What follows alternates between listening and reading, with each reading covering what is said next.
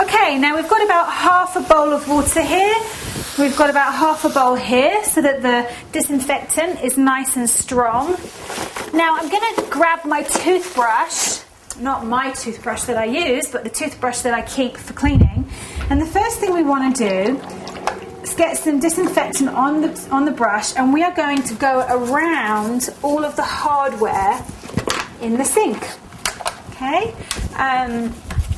Again, if you're cleaning your bathroom on a regular basis, let's say once a week, your build-up's not going to be too bad.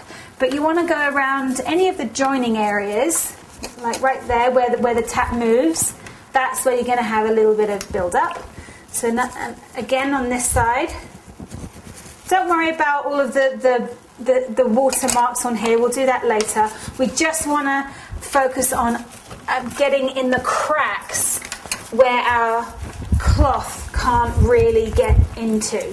So there's that. And then also, we want to make sure we're doing double of everything, because I know many of you have a he and she bathroom with your bathtub, with your bathroom sinks. So make sure everything is done twice. Don't forget to do both of them.